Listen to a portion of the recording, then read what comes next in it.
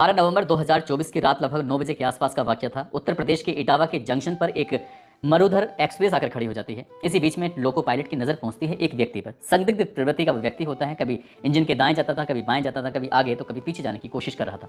Loco pilot ने जब उसको देखा तो वो व्यक्ति जाकर उसके इंजन के ठीक आगे जाकर लेट जाता है। इसी बीच में लोको पायलट को लगता है कि शायद ये व्यक्ति जान देने की कोशिश कर रहा है। इसी बीच में उसने जीआरपी और आरपीएफ को सूचना देता है। सूचना देने के बाद उन्हें मौके पर बुलाता है। वो मौके पर आते हैं और उस व्यक्ति को रंगे हाथों पकड़ लिया जाता है, जिस तरह की वो हरकत कर रहा था। लेकिन इससे पहले उस व्यक्ति ने कुछ और भी हरकत की थी। दरअसल अपनी ही पत्नी के व्हाट्सएप के स्टेटस पर लिखा था ये सब खत्म। पहले तो वो 4 लोगों के फोटो लगाता है। फोटो लगाने के बाद फिर लिखता है ये सब खत्म। उसके बाद वो एक जो सीओ सिटी होते हैं उनको भी एक पत्र भेजता है अपने व्हाट्सएप के माध्यम से, और उसमें भी पूरी कहानी लिखता है। और कहानी लिखने के बाद साथ ही वो ये बताता है कि उसने जो परिवार है वो खत्म हो चुका है 112 नंबर पर। इस तरह की बातें होती हैं। पुलिस उसे पकड़ती है। पकड़ने के बाद उससे ये जानने की कोशिश कर रही थी कि आखिरकार 4 लोगों के कत्ल क्यों हुए हैं, इसके पीछे की क्या वजह है। और जैसे ये बात उसे बताता है वो एक कहानी सुनाता है, और इस कहानी को पुलिस वाले भी यकीन कर लेते हैं, मीडिया वाले भी यकीन कर लेते हैं, और अगले ही दिन ये सोशल मीडिया पर कहानी बहुत तेजी के साथ वायरल होने लगती है। लेकिन कुछ लोगों को ये गले नहीं उतर रही थी। असल में रिश्तेदारों ने आकर कुछ नई कहानी सुनाई। उसके बाद फिर मीडिया सजग होता है, उसके बाद फिर पुलिस सजग होती है, उसके बाद फिर ये असल कहानी जो निकल के सामने आती है, तो लोग इस कहानी को सुनने के बाद हैरान हो जाते हैं, सोचने पर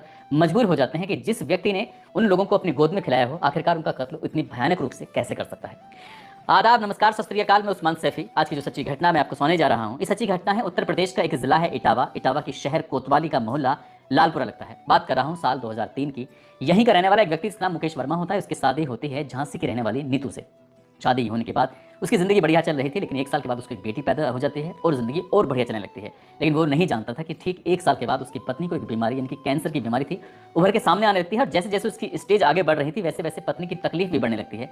एक दिन उसने अपनी पत्नी को नींद की गोलियां कुछ ज़्यादा दे दी, जिसकी वजह से उसकी पत्नी की मौत हो जाती है।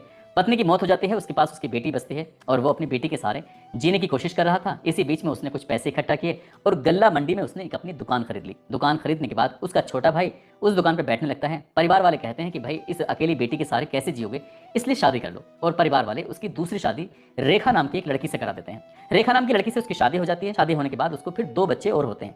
एक बेटी का नाम रखता है काव्या, और दूसरे बेटे का नाम रखता है अभिष्ट उर्फ आदि। यानी कि पहली पत्नी से उसकी जो बेटी होती है उसका नाम भाभिया, दूसरी पत्नी से जो बच्चे होते हैं काव्या और अभिष्ट, 3 बच्चे हो जाते हैं। और 3 बच्चों के साथ उसकी जिंदगी शानदार चल रही थी, बेहतरीन चल रही थी। वो सराफ का कारीगर होता है, अच्छे अच्छे आभूषण बनाया करता था और परिवार के लिए अच्छा काम कर रहा था। लेकिन साल 2019 में वो अपनी पत्नी और साथ ही तीनों बच्चों को लेकर मथुरा के वृंदावन जाता है दर्शन करने के लिए। वो नहीं जानता था कि उसकी मुलाकात किसी से होने वाली है। दरअसल उसकी मुलाकात एक स्वाति सोनी नाम की एक महिला होती है, उससे मुलाकात होती है। जैसे वो उस महिला को देखता है, देखते ही उसकी आंखें चार हो जाती हैं।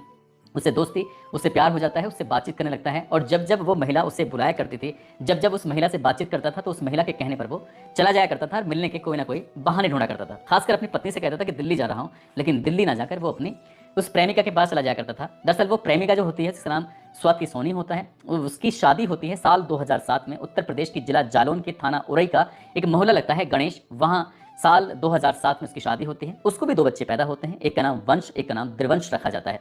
और जैसे जैसे इसकी अपने ये जो महिला होती है स्वाति सोनी, उसका पति से मोह भंग होता चला जाता है, और वो उस व्यक्ति यानी कि मुकेश वर्मा से उसका मोह ज़्यादा, उसका प्यार उमड़ने लगता है। इधर मुकेश वर्मा अपनी पत्नी यानी कि रेखा से दूर जाने लगता है, अपने बच्चों से दूर जाने लगता है, और वो अपनी प्रेमिका के चक्कर में आने लगता है। दरअसल वो प्रेमिका जो होती है वो पहली पत्नी नीतू की ममेरी बहन होती है। शायद उसको वो शादी के वक्त से ही चाहता था, इसलिए साल 2019 में उसे देखते ही उसे ज़्यादा मोहब्बत हो जाती है और उसके बहुत ज़्यादा करीब आने लगता है।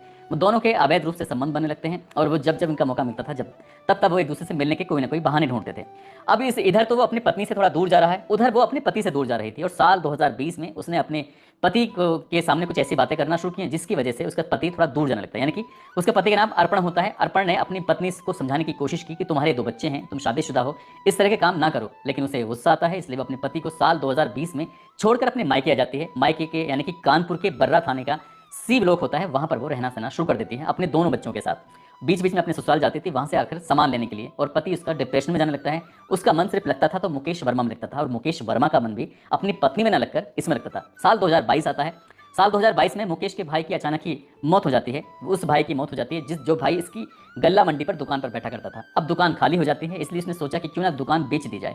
दुकान बेच देता है, और जैसे दुकान बेचता है तो इसकी पत्नी जो होती है रेखा, ये बात उसे बिल्कुल भी नागवार गुजरती है। वो कहती है कि तुम ऐसा काम क्यों कर रहे हो, सारा का सारा पैसा, सारा का सारा सब कुछ क्या अपनी प्रेमिका को देते चले जाओगे, कुछ परिवार वालों के लिए रखोगे, नहीं रखोगे। इस बात को देखते हुए दोनों में तनाव। बावजूद भी उसने अपनी प्रेमिका के लिए कानपुर में एक दुकान का इंतजाम किया। दुकान का इंतजाम करने के बाद कानपुर के बर्रा थाना के खाड़ेपुर में ये सर्राफ की दुकान खोलता है। उस पर खुद भी कभी कभी जाता था, लेकिन उसने अपनी प्रेमिका को पूरी तरह से दुकान हैंड ओवर कर दी। अब प्रेमिका ही उस दुकान को संभाला करती थी और अपने बच्चों से दूर और प्रेमिका के नज़दीक आना शुरू कर देता है। अब इसने पत्नी ने काफ़ी समझाने की कोशिश की, लेकिन उसकी बात समझ में आ नहीं रही थी। आखिरकार एक दिन ऐसा आता है कि वो उसकी पत्नी गुस्से में आकर कह देती है कि अगर तुमने अपने आप को सुधारा नहीं तो मैं अपनी जान दे दूंगी पूरे बच्चों के साथ। तो यहीं से उसके दिमाग में आइडिया आता है कि क्यों ना परिवार को सामूहिक रूप से मार दिया जाए और कहानी को नया रूप दे दिया जाए। ठीक वैसे ही उसने करवा चौथ के आसपास भी उसने कोशिश की थी, लेकिन कामयाबी नहीं मिल पाई। लेकिन उसने फिर कोशिश की। आखिरकार 11 नवंबर को उसको मौका मिलता है और 11 नवंबर को ही उसने अपनी जो प्रेमिका होती है उसको बुलवा लेता है। शताब्दी एक्सप्रेस से वो इटावा पहुंचती है और इनका घूमने का प्रोग्राम था, राजस्थान के खाटू श्याम में दर्शन करने के लिए जाना था। लेकिन जैसे उसे पता चलता है कि उसकी प्रेमिका आ चुकी है, रेलवे स्टेशन पर उसे बिठाता है। बिठाने के बाद सीधा रोडवेज पहुंचता है, कहता है कि तुम कानपुर पहुंचो और फिर बाद में मुलाकात करते हैं। ये बात 11 नवंबर की है, 11 नवंबर 2024 की। 11 नवंबर 2024 की शाम को अपनी पत्नी अपनी दोनों बेटियों और बेटे को वो नशीली दवाइयाँ देता है और नशीली दवाइयाँ देने के बाद उन्हें आराम से सोने देता है। जब वो सो जाते हैं, जब रात 11 नवंबर 2024 की उस रात को जब सो जाते हैं, तो उसके बाद उसकी जब आंख खुलती है तो सबसे पहले वो अपनी पत्नी के कमरे में जाता है। रेखा वर्मा के कमरे में जाने के बाद उसको हिलाता डुलाता है। उसको वो कोशिश कर रहा था, क्योंकि जो नींद की गोलियां खाई थी उसका असर बहुत ज़्यादा था, इसलिए उसने अपनी पत्नी का गला दबाता है। गला दबाकर उसकी हत्या कर देता है। उसके बाद नंबर लगाता है अपनी बेटी का, जो बड़ी बेटी होती है, जो पहली पत्नी से उसकी बेटी होती है, उसको भी हिलाने डुलाने की कोशिश कर रहा था। उसने भी नींद की गोलियां खाई हुई थी, क्योंकि नींद की गोली देने वाला यही था। उन्हें धोखे से नींद की गोलियां शायद पिज्जा में मिला के खिलाई गई थी या किसी और चीज़ में, लेकिन ये काम मुकेश वर्मा के ही थे, ऐसा मीडिया रिपोर्ट कहती है। ऐसा पुलिस की भी जानकारी में, ऐसा पुलिस की जांच में भी आता है। जब ये भाभिया के पास जाता है तो उसका भी किसी चीज़ से गला दबाता है और हत्या कर देता है। अब इसके बाद वो तीसरे नंबर पर पहुंचता है अपनी बेटी के पास, जो कि छोटी वाली बेटी होती है, इसका नाम काव्या होता है। काव्या अभी ऊपर वाले कमरे पे सोई हुई थी। हालांकि ये 4 मंजिला मकान है और 4 मंजिला मकान में लगभग 15-16 लोग रहते हैं, पूरा परिवार रहता है। 4 मंजिल मकान नहीं बल्कि 3 मंजिल मकान है। परिवार के 4 परिवार इसमें रहते हैं और किसी को भी इस बात की भनक नहीं हो रही थी कि 11-12 नवंबर 2024 की रात को इस घर के अंदर लगातार हत्याएं हो रही हैं। पहले पत्नी को मारता है, फिर उसने पहली पत्नी की बेटी को मारता है, उसके बाद फिर अपनी दूसरी बेटी को मारता है, जो कि ऊपर वाले कमरे पर सोई हुई थी। वो भी नींद में बिल्कुल बेसुध सोई हुई थी। गोलियों का असर उस पर भी बहुत ज़्यादा था। जब उसे मार देता है, सबसे लास्ट में, सबसे आखिर में वो अपने बेटे अभिष के पास जाता है। उसके पास जाता है, उसको भी देखता है, लेकिन वो बच्चा भी जो था उस पर नींद की गोलियों का असर बहुत ज़्यादा था, इसलिए उसका भी वो गला दबाता है और गला दबाने के बाद उसकी भी हत्या कर देता है। घर के अंदर उसने 2 बेटी, 1 बेटा और पत्नी, 4 की हत्या कर देता है। और 4 की हत्या करने के बाद सुबह 9 बजे के आसपास 12 नवंबर 2024 को ऐसे निकलता है जैसे कि घर में कुछ हुआ ही नहीं है। पूरे दिन शहर में इधर से उधर घूमता रहता है और घूमने के बाद 12 नवंबर 2024 की रात लगभग 8:20 के आसपास अपनी पत्नी रेखा के स्टेटस पे कुछ फोटो लगाता है। उसके बाद लिखता है ये सब लोग खत्म। इतना लिखने के बाद अब इस बात की जानकारी उसके भाई को पता चल जाती है और जैसे उसके भाई को पता चलती है तो ये स्कूटर से इधर उधर भाग रहा था। ये सीधा पहुंच जाता है जंक्शन पर, यानी कि इटावा के जंक्शन पर जाने के बाद मरुधर एक्सप्रेस होती है और मरुधर एक्सप्रेस के पास वो इस तरह की अजीब से हरकतें कर रहा था कि लोको पायलट की नजर पहुंचती है। जीआरपी आरपीएफ को फोन किया जाता है, सूचना दी जाती है, इस मुकेश वर्मा को गिरफ्तार कराया जाता है। लेकिन इस बीच में इसने सीओ सिटी को भी एक नोट भेजा था और उस नोट में लिखा हुआ था साफ साफ कि मेरे 15 लाख रुपए का नुकसान हुआ है, साथ ही मेरी जो जमीन थी वो हड़प ली गई है। अपने ही सगे भाई पर आरोप लगाता है, अपने ही फुफेरे भाई पर आरोप लगाता है। पुलिस सक्रिय हो जाती है और 15 नवंबर 2024 को अपने उसकी जो फुफेरा भाई होता है उसको भी गिरफ्तार किया जाता है, उसके सगे भाई को भी गिरफ्तार किया जाता है। वो बार बार रो रहे थे, चीख रहे थे, चिल्ला रहे थे, कह रहे थे कि साहब ये सब कहानी झूठी है, आप इस पर यकीन मत करो। पुलिस को यकीन इसलिए हो जाता है क्योंकि वो एक नोट, मतलब कि पत्र लिखा था और पत्र में शायद कोई झूठ नहीं बोलता जब आखिरी वक्त में, यानी कि कोई जान देने की कोशिश करने वाला की जा रहा हो व्यक्ति। पुलिस को यकीन हो जाता है, मीडिया को यकीन हो जाता है। लेकिन जब रिश्तेदार आते हैं मैदान में, रिश्तेदारों ने आकर जब पूरी कहानी सुनाई और कहानी सुनाने के बाद बताया कि इस कहानी में एक और किरदार है, उस किरदार का नाम है स्वाति। स्वाति यानी कि पहली पत्नी की जो मेरी बहन है, उसके साथ इसका अफेयर कई सालों से चल रहा था। अपने घर में वो कुछ भी नहीं देता था, सारा का सारा पैसा स्वाति के लिए दे दिया करता था। लेकिन जिस दिन हत्याकांड हुआ था वो उस दिन, इससे एक दिन पहले तो आई थी, लेकिन जैसे अगले दिन उसको ये पता चलता है कि मुकेश वर्मा ने अपने परिवार के 4 लोगों की हत्या कर दी है, तो वो कोर्ट में मिलने के लिए चली आई। उसकी हिम्मत की दाद तो देनी ही पड़ेगी।